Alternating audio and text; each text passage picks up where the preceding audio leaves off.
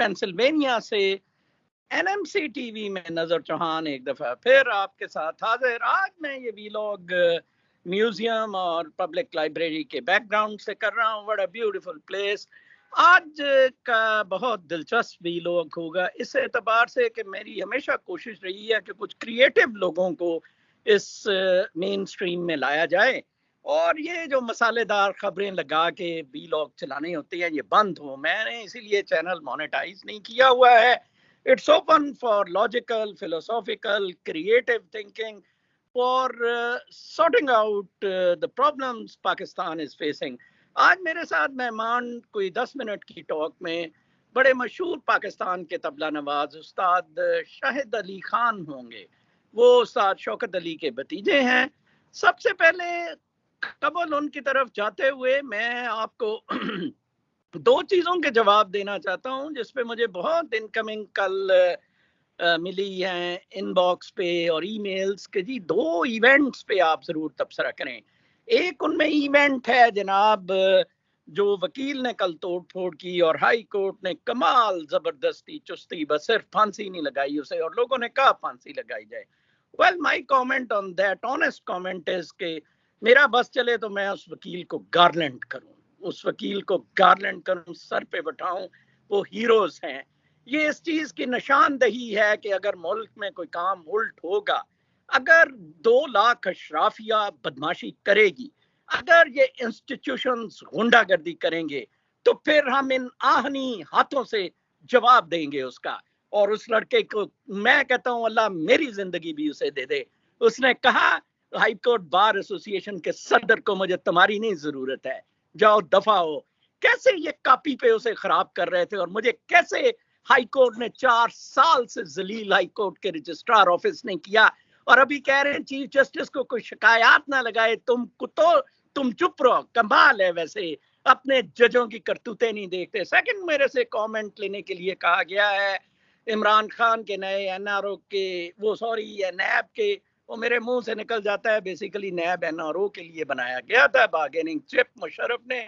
वो रात बहुत अंधेरी थी जिस रात चौधरियों से सुलह हुई थी और बड़ी फ्रीजिंग कोल्ड नाइट थी और हमें कहा गया था कि आप सारे नैब केसेस बंद कर दें और काफ़ी देर एक बंद दरवाजे में जनरल साबिर और मैं परेशान बैठे रहे थे। वो एक बड़ा अल्लाह वाला आदमी था जनरल साबिर। खैर इमरान खान ने उसे अपने तौर के मुताबिक कमेंट कर लिया है। अब इमरान खान ही अकाउंटेबिलिटी कोर्ट्स के जजेस प्रेसिडेंट कंसल्टेशन चीफ जस्टिस से लगाया करेगा। वाह जी वाह, क्या तमाशा देखा है।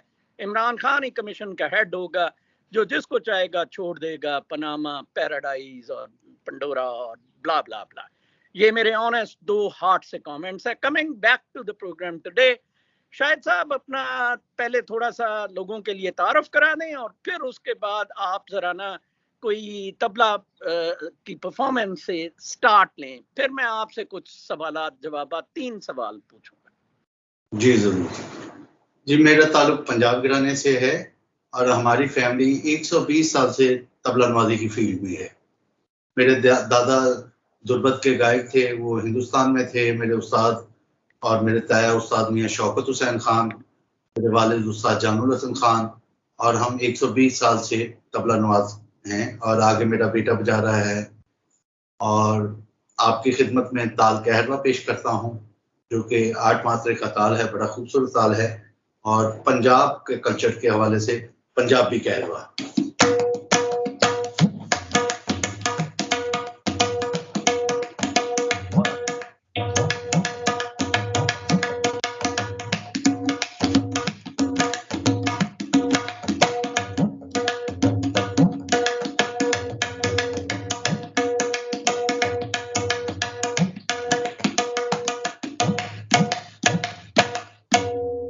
माशाल्लाह बहुत अच्छा शाहिद साहब। मेरा ताल्लुक शाहिद साहब से कोई 10 साल से है। एक इत्तफाकन मुलाकात हुई। मैं कोई मेरे साथ एसोसिएटेड हार्वर्ड से पीएचडी के लिए एक ताइवान से मोहतरमा पेलिंग वांग, वो मुसलमान हुई, अपना नाम जुई फातिमा रखा, वो थी। और हम वो एक्चुअली शाह लतीफ़ बटाई पे रिसर्च कर रही हैं और पीएचडी में अगले साल उनका थीसिस कंप्लीट होगा। She had been offered director for the far East Asia में म्यूजिक में सब कॉन्टिनेंट की from Aga Khan, but she is still waiting for a degree. What a fine soul she is. और उनके लिए हमने ये उस्ताद ढूंढा था. फिर हमने एक सितार का उस्ताद था अकबर खान, बहुत ज़बरदस्त शख्स, फौत हो गए हैं. और कहाँ वो रविशंकर वगैरह के साथ गाया करते थे. और वो कहते थे मेरी गलती ये है कि मैं 1970 में जुल्फ़िकार अली भुट्टो के कहने पे 71-72 में क्यों इंडिया छोड़ के आया था. इधर मुझे धक्के पड़ रहे हैं, हीरा मंडी में रहते होते थे और एक रात सुबह उठे ही नहीं. उन के साथ मेरा कुछ ताल्लुक रहा. जुल्फ़िकार अली भुट्टो उनको अपने प्लेन पे ले जाया करता था बाहर के दौरों पे. इमरान खान तो ये तबलची खैरपुर के वाइस चांसलर को जाता है ना, जो उसके कपड़े उतारता है, वो इन फनकारों को जुल्फ़िकार अली भुट्टो लेके जाया करता था. बहरहाल खान साहब का जुल्फ़िकार अली भुट्टो के साथ तो कोई मुकाबला नहीं है. Genius, no doubt about it, an evil genius. खैर, मैंने इनके लिए एक प्रोग्राम कराची में किया था. वर्ल्ड ट्रेड नेट मेरी ट्रेडिंग फर्म है, अभी भी पाकिस्तान में. चाइनीज के साथ मैं काम करती है वो मेरी फर्म. और हमने एक पीस इन कराची के नाम पे इन दोनों की परफॉर्मेंस का. उसी दिन इत्तेफाक से शाम को जिस होटल में रेलवे स्टेशन पर ये ठहरे हुए थे दोनों, उधर धमाका हुआ. होटल की खिड़कियां टूट गई, शीशे टूट गए और वो बड़ी मुश्किल बचे. लेकिन हमने प्रोग्राम रंगून वाला हाल में था जहां नीलाम घर होता रहा है, लेकिन हमने प्रोग्राम कैंसिल नहीं किया. थोड़े लोग आए, बड़ी सिक्योरिटी हमें प्रोवाइड की गई. बहरहाल मैं तो जो कुछ कर सकता था इनके लिए किया. मेरे चंद खास तौर पे बैकग्राउंड में उमर, ये जो उमर शरीफ की वफात के बाद उसको पैगंबर पेश किया जा रहा है. मुझे बड़ा दुख हुआ. इतना बड़ा लुटेरा, इतना बड़ा लुटेरा, जाते हुए भी 4 करोड़ का टीका लगा गया. वसीम बदामी और इकरारुल हसन, इनके चकले चलाने की जो उनसे सिलसिले हैं, औरतों की सप्लाई का सिलसिला है, इन लोगों का वो एक बड़ा अहम एजेंट था. और मोहम्मद हनीफ का कॉलम जरूर पढ़े, मैंने उसके कमेंट सेक्शन में कल किसी ने पूछा था, लगाया भी था. बहरहाल आते हैं आज के हमारे फनकार शाहिद खान से सवाल. सिर्फ 3 सवाल होंगे. मैं नहीं चाहता 10 मिनट से प्रोग्राम ज्यादा जाए. पहला सवाल शाहिद साहब कि क्या आप समझते हैं कि पाकिस्तान में जब से आपने होश संभाला है, अपने बाप दादा को इस म्यूजिक में देखा है, कभी पाकिस्तान के सरकारी इदारे ने कोई सरपरस्ती की है म्यूजिक को परवान चढ़ाने में? अल्हम्दुलिल्लाह जी, बिल्कुल नहीं. इसमें अल्हम्दुलिल्लाह वाली बात तो नहीं है, इसमें तो अफसोस करना चाहिए. मैं इधर बताता चलूं कि इंडिया, जहां अकबर साहब कहते हैं मैं छोड़ आया, इंडिया के 2 फनकार इस वक्त Ivy League University of California Los Angeles में फुल प्रोफेसर हैं. एक तबले के मेरी ये जूही फातिमा के दोस्त के हस्बैंड, मैं उनका नाम भूल जाता हूँ, हिंदू हैं. दूसरे रविशंकर, बड़े मशहूर सितार नवाज जो हैं, पंडित रविशंकर रहे हैं, university of California Los Angeles, professor of tabla and professor of sitar.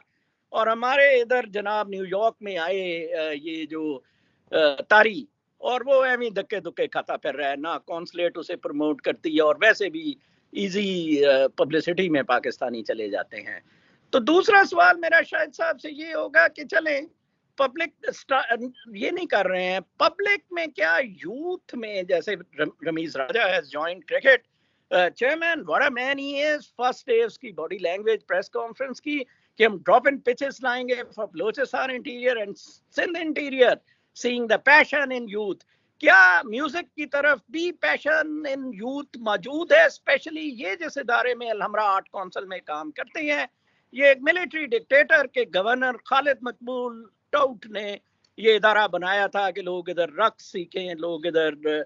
शीमा करमानी से मेरी कराची में बड़ी मुलाकात रहती थी. शीमा बड़ी रोती होती थी कि इधर रक्स नहीं सिखाया जाता. तो मैं कहते थे मौलवी लड़ गए आपको, शाह अब्दुल लतीफ को भी मौलवी लड़ गए थे, वो दंबूरा नहीं बजाने देते थे, कहते थे म्यूजिक हराम है.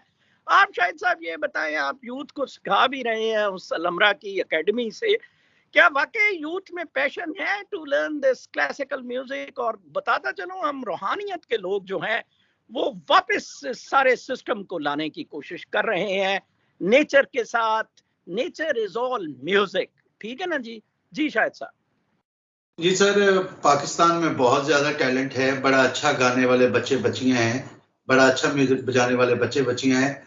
लेकिन कुछ बदकिस्मती ये है कि हमारे बच्चे अपना कल्चर भूल के गोरे के कल्चर के पीछे लगे हुए हैं. बजाय के तबला, सितार, फ्लूट पकड़ने के, उन्होंने गिटार और कीबोर्ड। वाह वाह, क्या बात की। इससे मुझे कल, माफ करना मैं काट रहा हूँ बात, कल याद आ गए नदीम सलेहरी साहब, इधर से एक 92 न्यूज के ब्यूरो चीफ हैं न्यूयॉर्क से। उन्होंने एक बड़ी अच्छी ट्वीट की, मैंने उसे रीट्वीट भी किया, और उन्होंने उसमें लिखा कि पाकिस्तानी अजीब कौम है, हम कॉन्फ्लिक्ट्स में रह रहे हैं पिछले 70 साल से।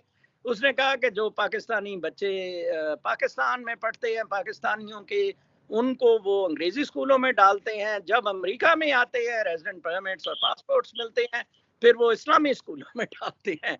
Yes, this conflict is here, I do understand. बेंजो, बदमाशी, ये हाईजैकिंग, जैसे कि वो कोका कोला वालों ने की और रफ़ी पीर थिएटर ने की, दोनों बहुत बड़े बदमाश थे, दोनों ने क्लासिकल म्यूजिक का पट्टा बैठाया। और एक वो हमारे लॉयर होते थे, वो भी यही ड्रामेबाजियां करते होते थे, बड़े मशहूर। That point is well taken कि yes, passion is there, but उसको चैनलाइज करने का, जैसे रमीज राजा ने कहा है, कोई सिस्टम नहीं है। आखिर में जी जी बताएं। आर्टिस्टों को प्रमोट करने की जरूरत है, और जो आर्टिस्ट हैं प्लीज उनका ख्याल रखा जाए। हमारे प्रमोट तो शायद साहब जादूगरनी के करतब होंगे। बाबा फरीद के मज़ार पे जो जादूगरनी करतब करती है, या जो उधर फना फिल्ला का ड्रामे वाला बैंड यूएस से आता है, ताहिर, और पता नहीं वो एक मोटी सी औरत जो तबला भी नहीं है, एक थाल सा बजाती है, प्रमोट तो वो होनी है, मुनाफकत प्रमोट होनी है बाबा जी के मज़ार पे भी। खैर, मैं प्रोग्राम को वाइंड अप करते हुए आपसे मैं एक और नशिस्त लगाऊंगा। आखिर में फिर आप कोई साज अपना बजा के दिखाएं और उस पे हम कंक्लूड करेंगे। नाजरीन, मेरी तरफ से इजाजत, अल्लाह ने कहना। तो जी, मैं आपकी खिदमत में 3 ताल की गतपन पेश करता हूँ। वो 32 मात्रे का पल्ला है, और आप लोगों की खिदमत में पेश कर रहा हूँ, जिसके बोल हैं